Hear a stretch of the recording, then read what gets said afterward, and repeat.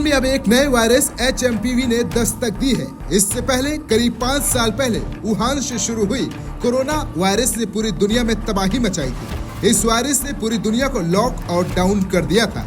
इसके प्रकोप से करीब 71 लाख लोगों की मौत हुई है। ऐसे में अब ये सवाल उठता है कि आखिर चीन से ही क्यों खतरनाक वायरस फैलते हैं, इसके पीछे क्या कारण है, अब तक कितने खतरनाक वायरस चीन से फैल चुके हैं। इस बात में कोई शक नहीं है कि दुनिया के कई खतरनाक वायरस चीन की धरती से ही फैले हैं। भले ही आपको लगता हो कि चीन से फैलने वाली सबसे खतरनाक बीमारी कोरोना है, लेकिन ऐसा नहीं है। रिपोर्ट के अनुसार चीन से उभरने वाली सबसे विनाशकारी महामारी प्लेग या ब्लैक डेथ थी, जिसने 1353 तक अफ्रीका, एशिया और यूरोप को तबाह कर दिया था। अनुमान है कि इसमें 75 से 200 मिलियन लोगों की जान चली गई थी। छठी, 14वीं और 19वीं शताब्दी में दुनिया को तबाह करने वाली प्लेग की बड़ी लहरें चीन से ही शुरू हुई थी। वहीं पिछले 100 सालों की बात करें तो चीन से 1918, 1957, 2002 और 2019 में महामारी फैल चुकी है।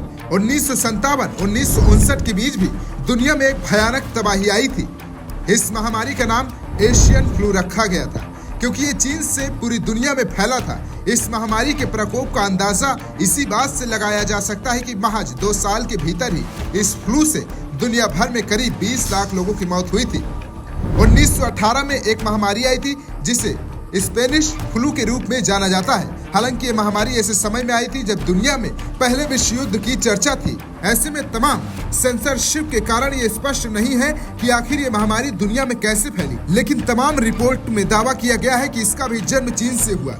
बता दें कि 1918 महामारी को सदी की सबसे घातक महामारी बताया गया। इस महामारी के चलते वैश्विक स्तर पर 20 मिलियन से 50 मिलियन लोग मारे गए थे। हालांकि कुछ रिपोर्ट इस आंकड़े को 100 मिलियन के करीब बताती है। अमेरिका रोग नियंत्रण और रोकथाम केंद्र के अनुसार लगभग 500 मिलियन लोग, यानी उस समय दुनिया की लगभग 30% आबादी इस महामारी की चपेट में थी। इसी तरह 2002 में फैली सार्स नामक महामारी ने भी तबाही मचाई थी और ये भी चीन से ही फैला था।